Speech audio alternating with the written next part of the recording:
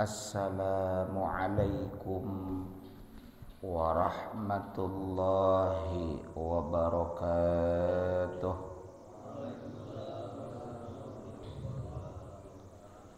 Alhamdulillahilladzi hadana lihada wa ma kunna linahtadiya laula an hadana Allah.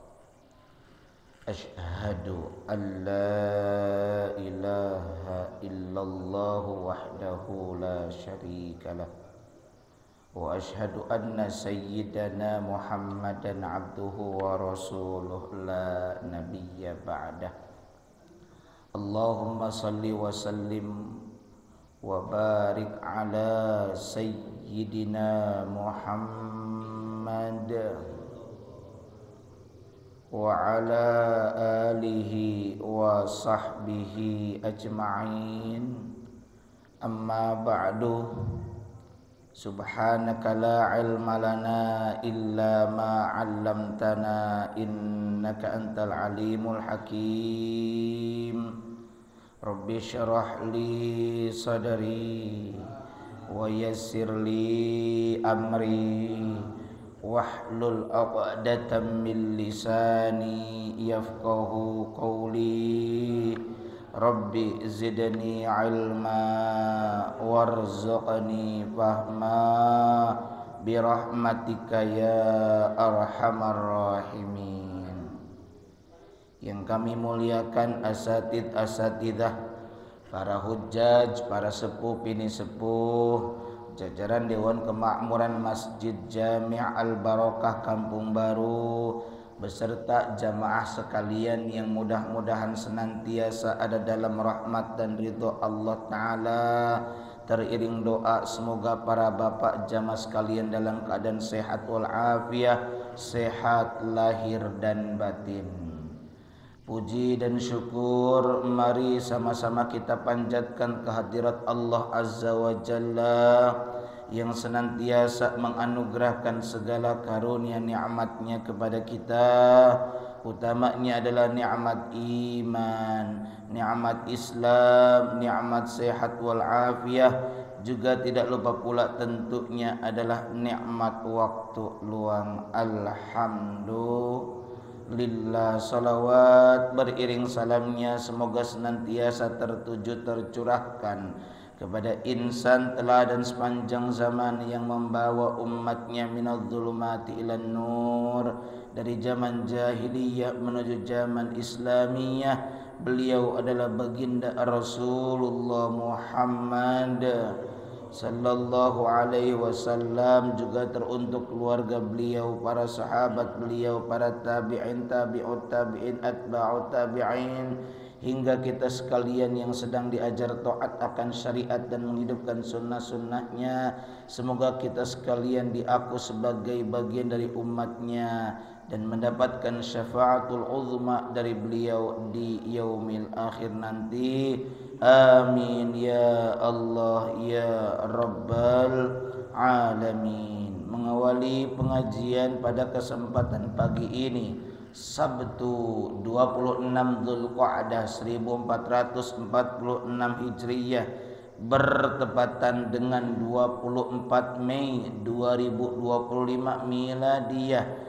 Kita awali pertemuan ini dengan membacakan suratul Fatihah. Semoga dengan keberkahan suratul Fatihah ini, yang sakit di antara kita, di antara jamaah, di antara saudara, karib kerabat, anak-anak kita sekalian semuanya yang sedang sakit diberikan kesembuhan dengan segera, dan kita semua yang masih diberikan nikmat sehat oleh Allah Ta'ala semoga dimampukan untuk menggunakan seluruh nikmat tersebut dalam rangka taat kepada Allah Ta'ala. Dengan keberkahan suratul Fatih ini pula semoga hasil maksud yang dicita-citakan, hasil daripada pengajian kita pagi ini berupa ilmu yang bermanfaat dan barokah. Ala hadhihi niyyah wa ala kulli niyyatin salihah wa ila hadratin nabiyil mustafa Muhammadin Rasulillah sallallahu alaihi wasallam wa ala alihi wa azwajihi wa dhurriyyatihi wa ahli baitihi wa liman dakhala fi baitihil kiram syai'un lillahi lahumul Fatihah. A'udzu billahi minasy syaithanir rajim. Bismillahirrahmanirrahim. Alhamdulillahi rabbil alamin. Ar-Rahmanir Rahim.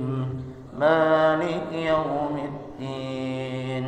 Iyyaka na'budu wa iyyaka nasta'in. Ihdinas siratal mustaqim. Siratal ladzina an'amta 'alaihim ghairil maghdubi 'alaihim waladdallin. Rabbighfirli wa liwalidayya. Amin. Kita sambung dulu dengan membaca Sayyidul Istighfar sebagai ungkapan dan doa permohonan maghfirah, ampunan kepada Allah atas segala dosa-dosa kita, dan dengan diampuni dosa-dosa kita semoga Allah mudahkan segala urusan kita. Bismillahirrahmanirrahim. Allahumma anta rabbi la ilaha illa anta khalaqtani wa ana abduka wa ana ala ahdika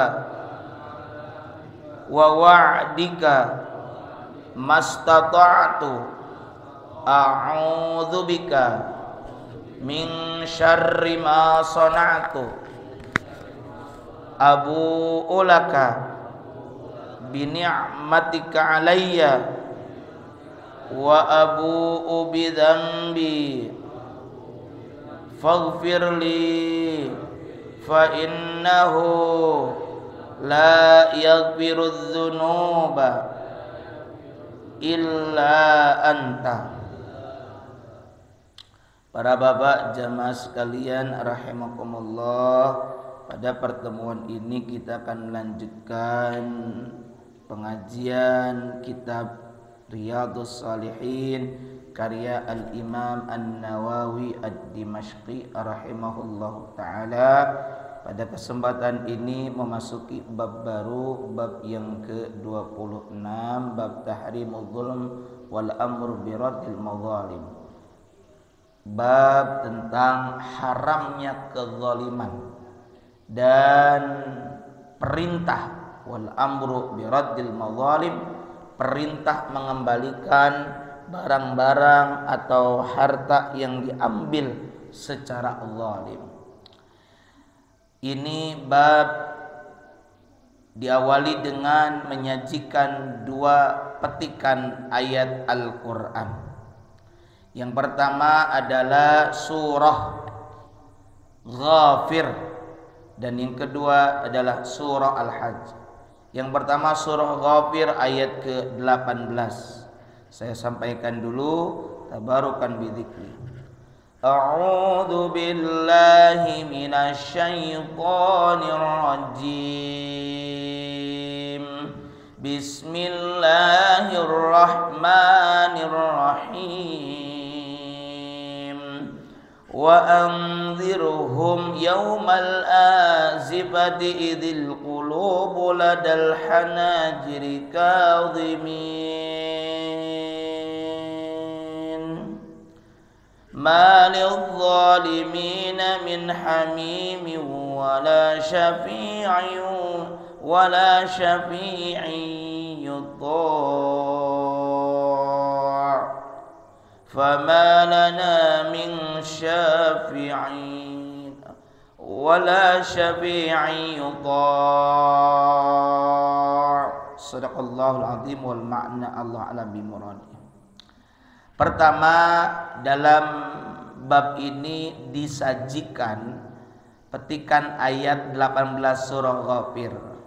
Kalau yang disajikan di dalam kitabnya cuma ma lidzalimina min hamimi wala syafi'i yuta'. Segitu doang. Para bapak jamaah sekalian rahimakumullah, setelah bab 25 berisi tentang perintah menyampaikan, menunaikan amanah. Selanjutnya di dalam kitab ini kita diwanti-wanti, diingatkan, awas jangan sampai kita melakukan kezaliman. Dan kezaliman itu adalah perbuatan yang diharamkan oleh agama. Zalim, berulang kali kita sudah membahas kata zalim atau zulmah. Kalau secara bahasa zalama itu artinya gelap. Makanya ada ungkapan atau ada sebuah mahfuzat yang bunyinya al-ilmu nurun. Ya, pernah dengar begitu ya? Wal jahlu zalamun. Al-ilmu nur. Ilmu itu bagaikan cahaya yang menerangi. Wal jahlu, sedangkan kebodohan itu zalamun adalah sebuah kegelapan. Berarti zalim itu bisa kita artikan secara bahasa, artinya adalah kegelapan.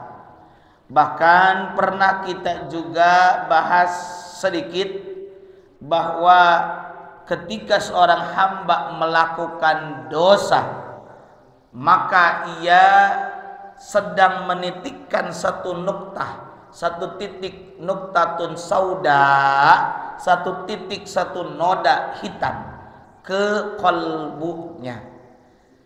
Kalau ia berhenti dari perbuatan dosa, maka bersihlah. Dia istighfar, mohon ampun, dia taubat, bersih. Namun ketika ia malah terus-menerus melakukan dosa, maka kalau diibaratkan hati tersebut yang tadinya jernih, yang tadinya bening, dititikkan dengan satu noda, banyak dosa, banyak noda, nokta hitam, maka hitam legamlah. Itulah yang kemudian sejalan dengan ayat kallabal rona ala qulubihim ila akhirnya. Rona sudah jadi bahasa kita. Rona di dalam iklan sabun wajah. Rona, merona. Apa rona itu? Noda, kotoran. Begitulah hati kalau sudah dipenuhi dengan dosa, sehingga gelap.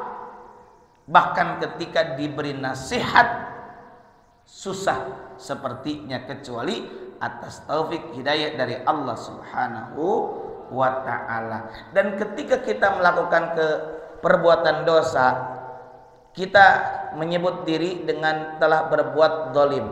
Artinya zalim juga kita pinjam kata yang lain selain gelap, yakni kata aniaya, kejahatan. Maka orang yang melakukan dosa, ia sama dengan sedang menganiaya, melakukan kejahatan, kezaliman kepada dirinya sendiri. Maka istighfar yang diajarkan oleh Allah kepada Nabi Adam Ya, fatalaqa Adam bi kalimatin, dengan kalimat-kalimat yang mana? Kalimat Rabbana zalamna anfusana wa illam taghfir lana wa tarhamna lanakunanna minal khasirin. Rabbana ya Allah nun Gusti pangeran abdi cek Sunda nama. Zalamna kami telah berbuat zalim. Kalau kita terjemahkan pinjam dua kata. Satu, gelap. Ya Allah saya telah menggelapkan diri kami dengan perbuatan dosa. Atau yang kedua, ya Allah saya telah berbuat zalim dalam arti saya telah berbuat aniaya terhadap diri saya sendiri. Maka kalau kita diazab, diberi siksa, itu bukan Allah zalim kepada kita dengan menyiksa, tapi kita ngajoliman diri sorangan. Kira-kira begitu. Nah, maka itulah Rabbana zalamna. Yang kemudian kita mengatakan Rabbana zalamna anfusana kepada diri kami sendiri. Kami telah berbuat zalim terhadap diri kami sendiri. Terus apa? Wa illam taghfir lana Rabbana zalamna anfusana wa illam taghfir lana, dan jika engkau tidak mengampuni kami, wa tarhamna, dan jika engkau tidak mengasihi kami, lanakunanna yakti cek sunah nama. Niscaya pasti nakunanna nafsu kami ini, diri jiwa kami ini minal khasirin termasuk orang yang merugi. Maksudnya sakitu seurna, sakitu jembarna rahmat sareng magfirah Allah piraku teu saeutik-eutik acan ngipratan orang rugi pan. Nu rugi ya kita, yang membuat rugi ya diri kita, bukan Allahnya pelit, bukan, tapi karena kita yang menutup rahmat Allah itu dengan kejoliman kita. Ya, maka dari itu kita mengaku dengan telah berbuat dolim, dan itu istighfarnya Nabi Adam. Rabbana zalamna anfusana wa illam taghfir lana tarhamna lanakunanna minal khasirin. Lalu kata zalim juga di dalam kitab Lisanul Arab disebutkan az-zulmu wad'u syai' fi ghairi mawdi'ihi. Apa itu zalim? Wad'u syai', menempatkan sesuatu fi ghairi mawdi'ihi, pada bukan tempatnya atau bukan pada tempatnya. Karenanya zalim juga adalah lawan dari adil. Kalau adil itu menempatkan sesuatu pada tempatnya, atau istilah kerennya hari ini adalah proporsional, sesuai porsinya, bukan memberikan sesuatu sama rata, tapi memberikan sesuatu sesuai dengan porsinya supaya adil, tidak zalim. Contoh mudahnya, anak SD diberi jajan lebih kurang 10.000, anak SMP lebih kurang 20.000 misalnya. Itu mas lebihnya terserah. Itu adalah diantara adil proporsional. Tidak mungkin anak kita yang SD diberi 20.000, SMP 20.000 sama rata. Tentu kebutuhannya berbeda. Nah, proporsional. Ini peci ditempatkannya di sini, di kepala kita, kari-kari di dia, nah misalnya di lutut kita. Nah, itu tidak adil secara praktek. Nah, kalau kita tidak berbuat adil, ya zalim namanya, gitu. Nah, ini diantara daripada zalim. Nah, kemudian bagaimana kejoliman yang dilakukan oleh seseorang, oleh seorang hamba kepada siapa? Bisa kepada Allah, bisa kepada diri sendiri. Kita petik dulu ayat ini dan kita kupas sedikit. Surah Ghafir ayat 18. Bismillahirrahmanirrahim. Ayat lengkapnya dari wa anzirhum. Saya menggunakan tafsir Jalalain wa anzirhum, qala ta'ala wa anzirhum. Nadhir artinya peringatan. Nabi Muhammad itu basyira wa nadhira. Basyira pemberi kabar gembira, nadhira pemberi peringatan. Basyira pemberi kabar gembira lil mukminin kepada orang-orang beriman, nadhira mundirin berarti pemberi peringatan kepada siapa? Lil kafirin, kepada orang-orang yang ingkar, yang tidak percaya, yang tidak beriman. Ya, makanya istilahnya kalau kepada ajengan alim ulama kita ngundang ngasih itu bahasanya bisyarah. Bisyarah itu kalau secara bahasa kan penggembira, bahasa Sundana kadede kan gitu. Bisyarah. Jangan bilang Ustaz ini transportnya, jangan. Ajengan ini transportnya, jangan. Bahasanya apa? Bisyarah, bukan insentif begitu. Nah, wa anzirhum, dan berilah peringatan hum kepada mereka. Kepada mereka tadi saya sampaikan namanya memberi peringatan itu kepada orang-orang yang tidak percaya, yang tidak beriman. Tentang apa? Beri peringatan tentang apa? Yaumal azifah, tentang hari al-azifah. Apa al-azifah? Maknanya yaumul qiyamah, yakni tentang hari kiamat. Apa kata azifah artinya? Min azifar rohil ay koruba. Kata azifah itu dari kata azifar rohil, artinya waktu berangkat yang dekat. Berarti azifatnya dekat. Maksudnya apa? Ingatkan, berilah peringatan kepada orang yang tidak percaya, kepada orang-orang kafir tentang akan datangnya hari yang bakal dekat terjadi, yakni hari kiamat. Hari kiamat itu digambarkan hari yang dekat. Kenapa? Coba bahasanya juga dalam surah Al-Hasyr ayat 18. Ya ayyuhalladzina amanu taqullaha wal tanzur nafsum ma qaddamat lighad. Ini ayatnya. Hei jalma-jalma nu ariman, hei orang-orang yang beriman, bertakwalah kamu sekalian kepada Allah. Terus apa lagi? Wal tanzur, nadhara ningali, melihat.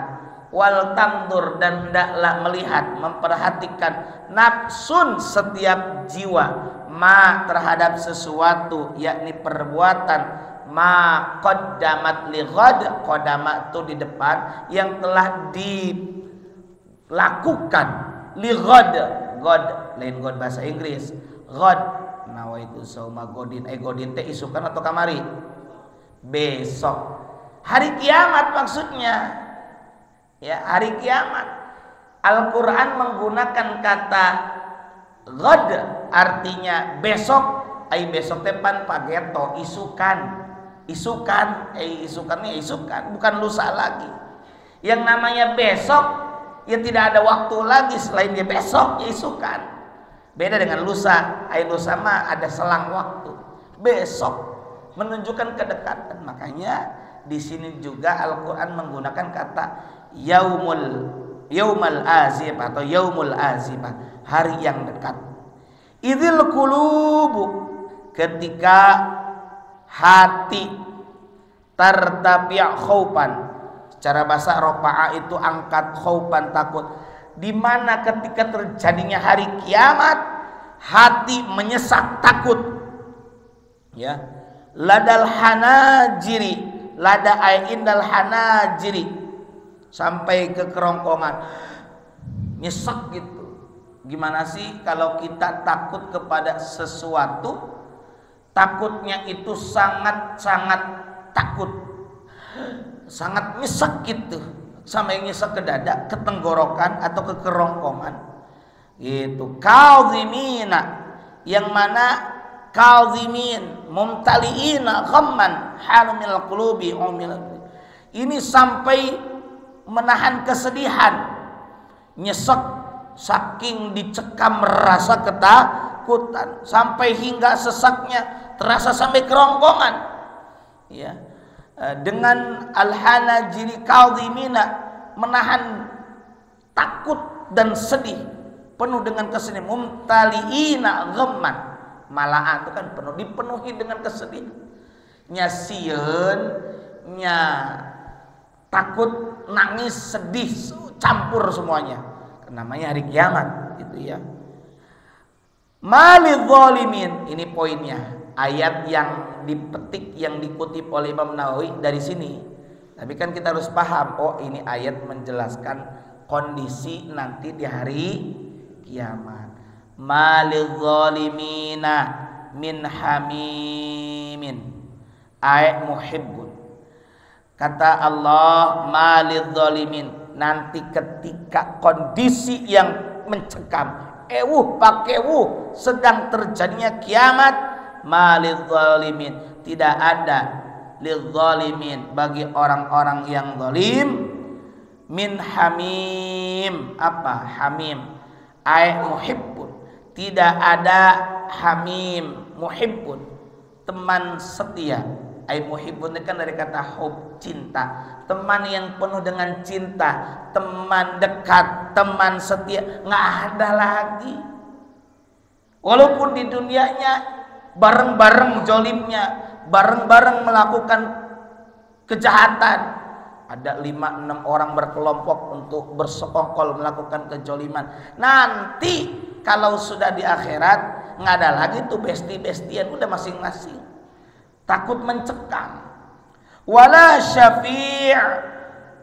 syafi'in, dan tidak ada pemberi syafaat, yuta'u, yang diterima syafaatnya, yang nggak ada lagi. Kalau orang solih bisa memberikan syafaat, iya. Sesama orang yang jolim ya nggak bisa. Sesama orang yang jolim. La mafhum lil wasfi id la syafi'a lahum aslan. Fama lana min syafi'in. Oh ini tadi yang saya baca tuh, fama lana min syafi'in. Ini dalam surah Asy-Syu'ara ayat 100 tambahannya begitu. Kalau dalam surah Asy-Syu'ara ayat 11, fama lana min syafi'in, maka kami tidak mempunyai pemberi syafaat seorang pun. Artinya, orang-orang yang zalim, kalau kalian masih ada di dunia, segeralah bertaubat.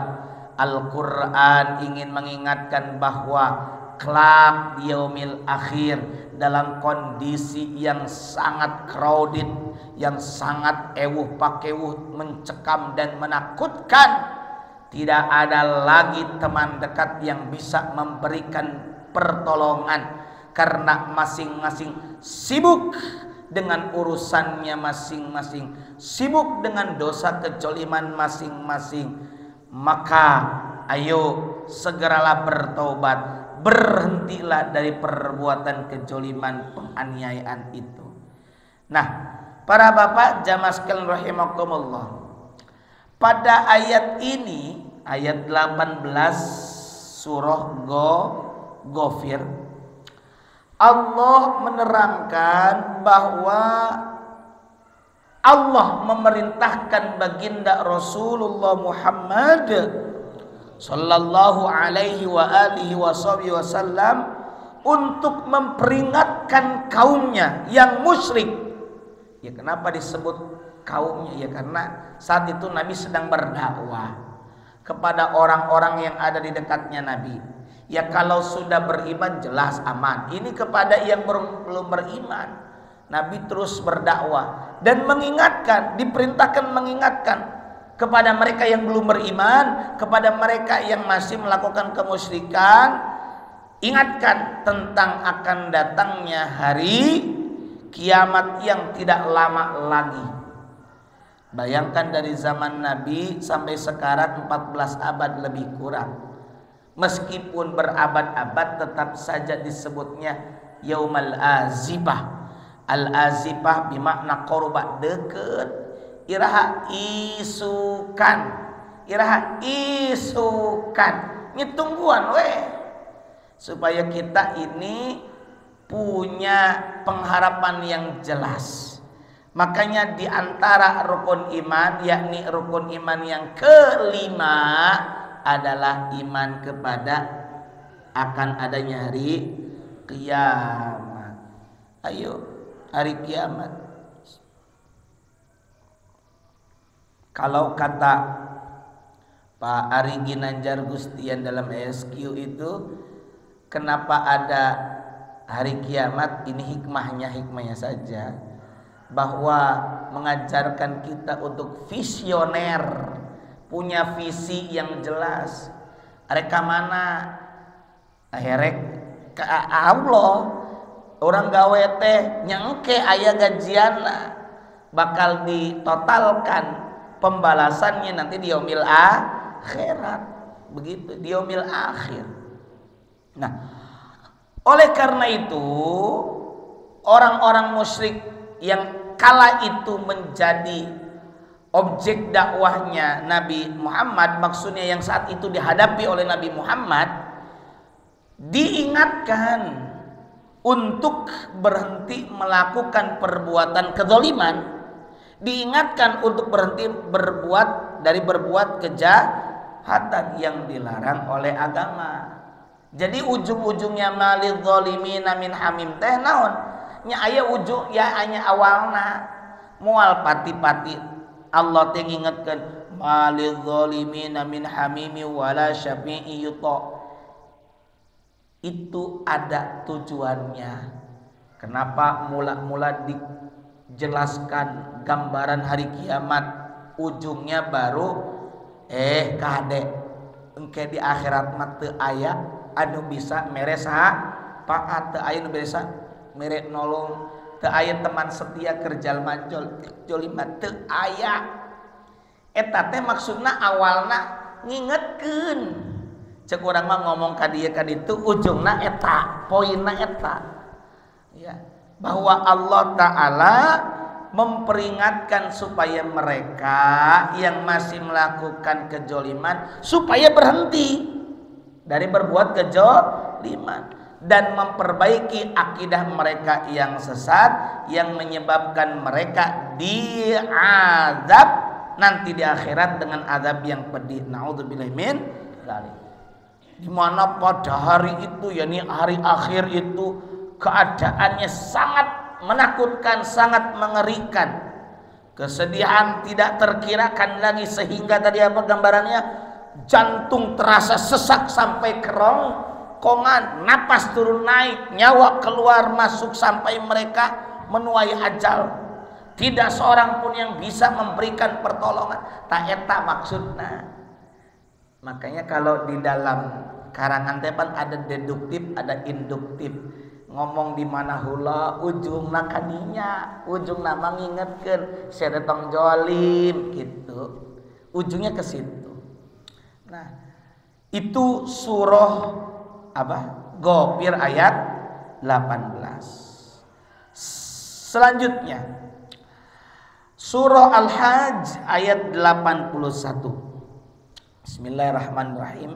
Wa ya'buduna min dunillahi ma lam yunazzil bihi sultanan wa ma laysa lahum bihi 'ilm wa ma lidh-dhalimina min nasir.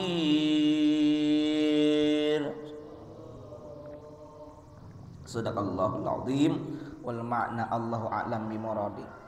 Ini masih menjelaskan bahwa tidak ada penolong bagi orang-orang yang jolim. Ingat, jolimna ieu lamun teu aya tobat samemeh maut. Nah, nanti saya jelaskan setelah ayat ini yang dimaksud jolim di sini jolim yang mana. Karena setidaknya ada 3 macam kejoliman. Bismillahirrahmanirrahim. Qala ta'ala. Saya pakai tafsir Jalalain lagi. Wa ya'buduna min dunillah. Dan mereka menyembah. Siapa mereka di sini? Al musyrikuna, yakni orang-orang musyrik itu menyembah min dunillahi, daripada selain Allah. Ya geus puguh teu bener ieu mah jolim ngaranna. Ya, tidak menempatkan sesuatu tidak pada tempatnya. Mestinya beribadah kepada Allah, mereka tidak menyembah Allah. Itu namanya jolim. Gitu kan, jolim teh menempatkan sesuatu tidak pada tempatnya. Kuduna menempatkan yakni ibadah itu kepada Allah, dia ibadah bukan kepada Allah, jolim. Nah ini apa namanya, jolim nupang gede-gedena. Ini zolim tingkatan pertama.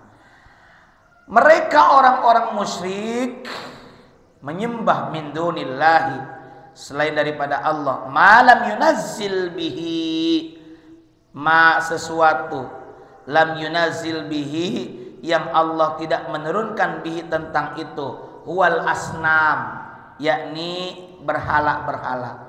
Padahal Allah tidak memerintahkan mereka, ya, Allah tidak memerintahkan mereka menyembah berhala, tapi mereka malah menyembah berhala. Pantes diparentahkeun itu, malam yunazil bihi, itu maksudnya. Sultanan ay hujjah, suatu keterangan pun. Sekarang kalau ditanya, apa hujjah kalian, hei orang-orang musyrik, sehingga kalian menyembah berhala? Nggak ada hujjah. Hujjahnya naon? Argumentasi, dalil, keterangan apapun nggak ada, nggak bisa jawab, karena memang tidak ada perintah itu. Diperintahnya untuk beribadah kepada Allah.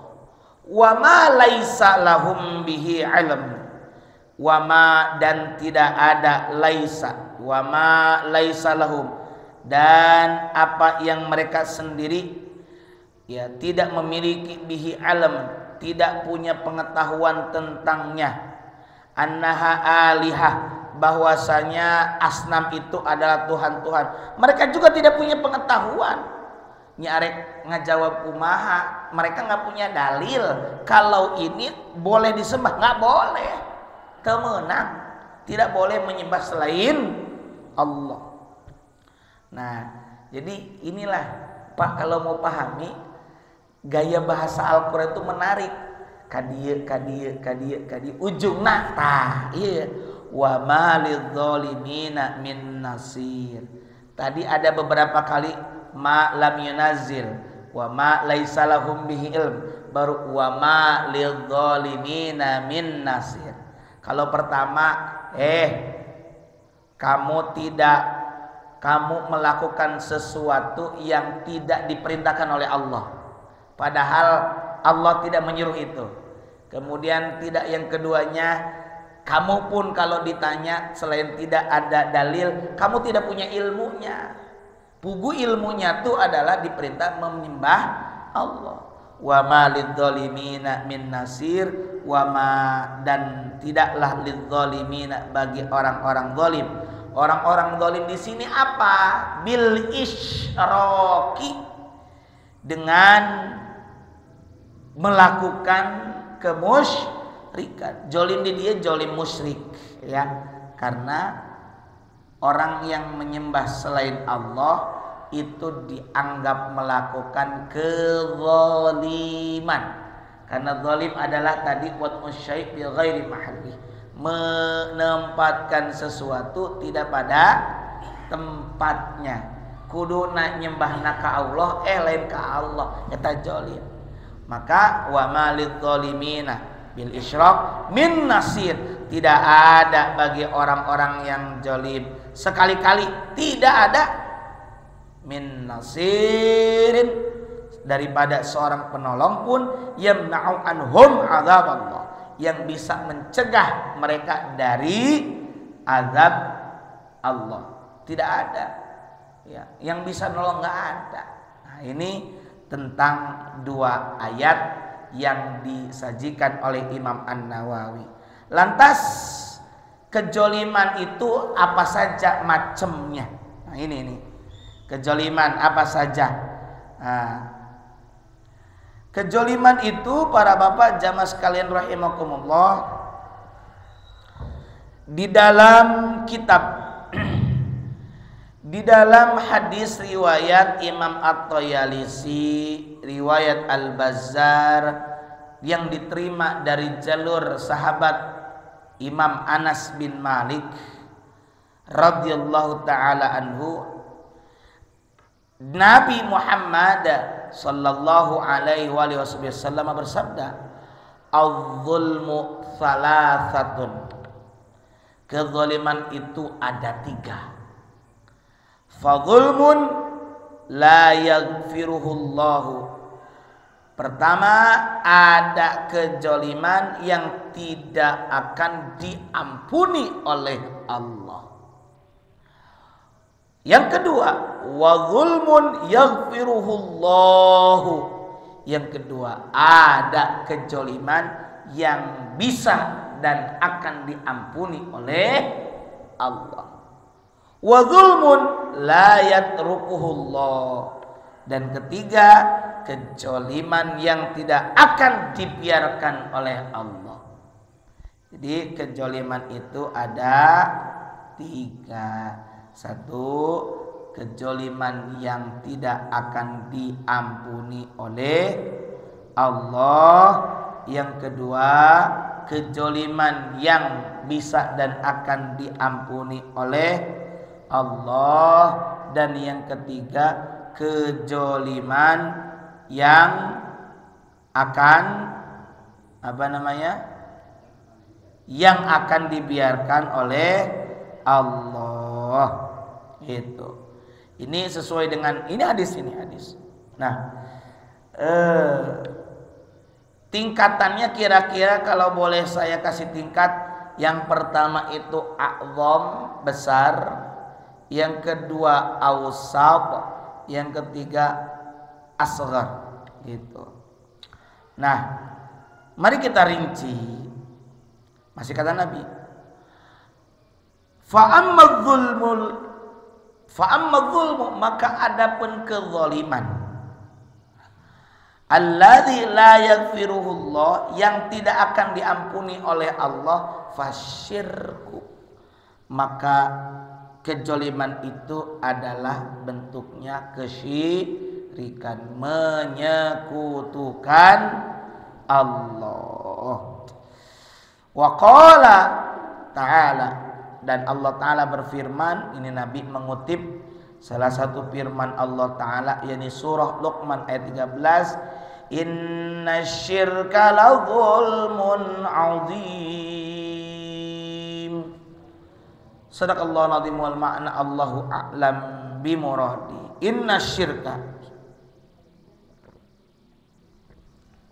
syirka, sesungguhnya perbuatan syirik, yakni menyekutukan Allah, berarti baik itu menduakan Allah atau dia malah menyembah selain Allah. La zulmun azim, sungguh adalah kezaliman yang besar. Jadi kemusyrikan itu adalah kemusyrikan yang besar. Nah, lalu bagaimana dengan ayat yang mana Allah Ta'ala tidak akan mengampuni dosa seorang hamba. Nah, itu kalau dia tidak sempat bertaubat dari kemusyrikan sebelum ia meninggal dunia. Kalaulah kita, naudzubillah min dzalik, ini pernah melakukan kemusyrikan, segera bertaubat. Itu adalah hak prerogatif Allah untuk menerima taubat. Ini mah meninggal tapi tidak keburu taubat. Nah, yang kedua, nah kalau yang poin pertama ini sebenarnya yang dalam 2 ayat tadi. Wa amma zulmu, dan adapun kezaliman, alladzi yaghfiruhullahu, yang mana Allah Ta'ala akan mengampuni si hamba tersebut atau si pelakunya, fadzulmul ibadi maka itu adalah kezaliman seorang hamba li anfusihim kepada diri mereka sendiri fima bainahum wa baina rabbihim, yang akan diampuni oleh Allah ya tentu jika Allah menghendaki, yakni adalah kezaliman hamba terhadap dirinya sendiri fima bainahum wa baina rabbihim, di dalam hak-hak di antara mereka dengan Allah. Seperti apa? Contohnya sholat atau puasa yang tidak dilakukan dengan benar. Ya, kita punya dosa kepada Allah. Ya, bukan dosa kemusyrikan, bukan. Misalnya sholat kita enggak benar, puasa kita enggak benar, ya kita taubatnya kepada Allah. Dulu pernah kita bahas dalam bab taubah, Imam Nawawi mengutip pendapat ulama, syarat taubat itu kalau hanya urusannya, kaitannya hanya hamba dengan Allah saja cukup 3. 1, al-iqla', berhenti meninggalkan dosa. Tadinya suka meninggalkan sholat, atau tadinya sholatnya nggak benar. Kalau taubat nasuha, jangan begitu lagi, jangan diulang lagi. Yang kedua, syarat taubat adalah an-nadamu, menyesal. Ya Allah, nyesel saya suka ninggalin sholat. Yang ketiganya al-azmu, bertekad tidak akan mengulangi dosa-dosa tersebut. Itu kalau kaitannya kepada Allah, dan itu terserah Allah yang akan mengampuni. Yaghfiru liman yasha wa yu'adzibu may yasha, terserah Allah. Allah akan mengampuni dan akan mengazab kepada siapa saja yang Allah kehendaki. Maka serius dalam bertaubat, jangan ayeuna taubat engke dedeuyeun ulah. Taubat sambal ngaranna. Sanes taubat nasuha gitu mah. Kedahna taubat nasuha, taubat nu bener-bener, taubat yang tulus murni karena Allah. Gitu, ya. Nah, itu kedzaliman yang kedua, kedzaliman yang akan diampuni oleh Allah, itu pun kalau Allah menghendaki. Dan ini adalah kedzaliman hamba terhadap dirinya sendiri, ka awakna sorangan. Heupan ninggalkeun salat teh lain keur saha, keur awakna sorangan. Nya sae gorengna nya keur sorangan gitu. Kalau ada azab, ada siksa, ya itu karena kita telah berbuat zalim kepada diri kita sendiri. Gitu. Tapi jangan mengatakan patula patali enggak ada kaitannya dengan orang lain. Jangan begitu. Tetap ini juga kalau kita seriusin, wah ini serius ini. Serius permasalahannya. Jangan anggap nggak ada kaitannya ke orang lain. Nah, jangan. Ya. Kemudian yang ketiganya wa ammadzulmul ladzi la yatrukullah. Kejoliman yang ketiga adalah, adapun kejoliman yang ketiga adalah alladzi la yatrukullah. Kejoliman yang tidak akan dibiarkan oleh Allah. Fadzulmul ibadi ba'dihim ba'dha, adalah kedzaliman sebagian hamba dari sebagian hamba yang lain. Gitu. Sebagian hamba kepada sebagian yang lain. Hatta yudabbiru li ba'dihim min ba'din, sampai katanya Allah akan mengurus untuk sebagian mereka dari sebagian yang lain. Gitu. Nah, ini berkenaan dengan apa tadi? Macam-macam kejoliman. Gitu. Nah, di dalam tafsir Al-Baghawi itu disebutkan bahwa Allah itu Maha Adil. Ya. Maha Adil, Maha Suci Allah dari berbuat zalim. Ya, kalau ada seseorang melakukan kejoliman, Allah kemudian mengazab, itu bukan karena kejoliman Allah, tapi itu karena keadilan Allah Subhanahu wa ta'ala. Maka para bapak jamaah sekalian, janganlah kemudian kita mengabaikan ini, jangan menganggap remeh perbuatan zalim ini.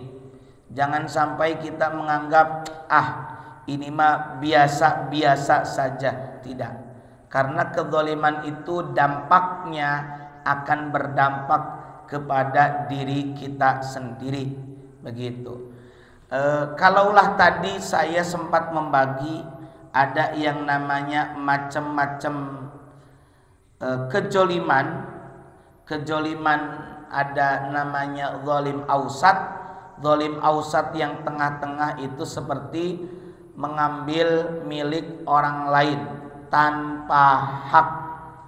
Yang model begini kalau dalam bahasan taubat ini ada syarat yang keempat, yakni minta dihalalkan, minta dimaafkan. Di dalam halal bihalal itu ada tradisi yang baik, yakni saling memaafkan. Makna halal bihalal itu tolabul halal bitorikin halalin, minta dihalalkan. Halal itu artinya boleh. Kalau kita pernah melakukan kejoliman, saya yang berat-berat lah, yang paling sederhana, walaupun ini tetap nggak boleh. Kita sering kali pakai air keran tetangga tanpa bilang. Padahal yang bersangkutan, yang pemiliknya itu belum pernah mengakadkan, Bu, Pak, kalau mau pakai untuk wudhu atau untuk nyuci motor pakai aja misalnya. Nggak pernah. Tapi kita pakai, itu kan kudu minta halal. Atau yang lebih mungkin dianggap sepele, tapi belum tentu dianggap sepele oleh yang pemiliknya. Seringkali kita ini kalau ada tamu, parkirnya menghalangi pagar rumah orang lain, sehingga orang lain itu seringkali jengkel, kesel, asli nama ngan lamun rek ngomong isin teu enak, ya, segen dan sebagainya. Itu pun juga bisa jolim, yang mungkin bisa jadi dianggap sepele. Nah, kita minta maaf. Ya nggak harus nunggu momen atau kesempatan lebaran.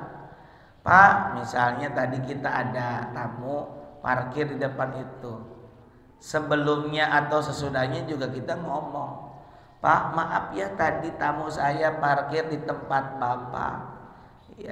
Ya kemungkinan besarnya dia khawatir, tidak suka, tidak senang. Tapi kalau pan istilahnya cek sunah ayah bahasa, ayat cariosan kan enak begitu kira-kira. Nah, jadi inilah kita harus hati-hati, jangan sampai melakukan kejoliman. Jadi kalau jolim yang a'zam itu adalah menyekutukan Allah. Kalau zolim yang ausat mengambil milik orang lain, masih tengah-tengah lah, tengah-tengah, karena tetap ini harus minta dihalalkan. Masalahnya ini kaitannya dengan orang lain. Ya, maaf bukan berarti ini kita ke Allah kita nyimpen. Kalau ke Allah kita langsung. Ini kalau ke orang gimana? Kalau orang tersebut sudah meninggal dunia, bagaimana kalau orang tersebut tidak ridho? Karenanya ada lagi perbuatan zalim yang levelnya agak bawah. Apa itu? Mengabaikan kewajiban Allah. Pan itu murun seperti apa tadi? Lalaura dina salat misalnya. Iya, itu tetap tidak boleh. Cuma kenapa dianggap agak rendahan? Ini tidak melibatkan orang lain. Ini langsung ke Allah. Kalau tadi pan kita harus ada syarat yang keempat, harus minta maaf, minta dihalalkan. Ini berat ini. Tapi kalau ke Allah ya tinggal kita istighfar, taubat dengan benar-benar, dan itu kembali hak prerogatif, hak istimewanya Allah apakah Allah mengampuni atau tidak, menerima taubat kita atau tidak. Nah, semoga Allah Ta'ala membimbing kita untuk bisa menghindari perbuatan-perbuatan zalim, terutama perbuatan yang zalim yang sangat besar, yaitu kemusyrikan. Ya, semoga kita terhindar dari kemusyrikan itu ataupun kejoliman-kejoliman yang lainnya, baik kepada orang lain maupun kepada diri kita sendiri. Ala kulli hal, itu saja dulu yang bisa kami sampaikan. Jika ada pertanyaan kami silakan. Mangga. Mohon.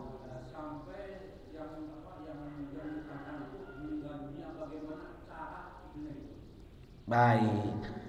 Ketika kita punya utang, kemudian yang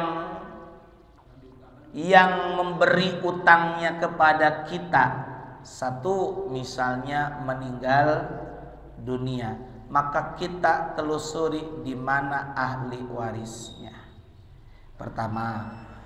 Yang kedua, kalaulah yang bersangkutan itu sudah kita telusuri ahli warisnya, tidak ketemu satu pun, dan kita sudah berazam, kita sudah bertekad untuk membayarnya, tahan dulu sampai kemudian bertemu.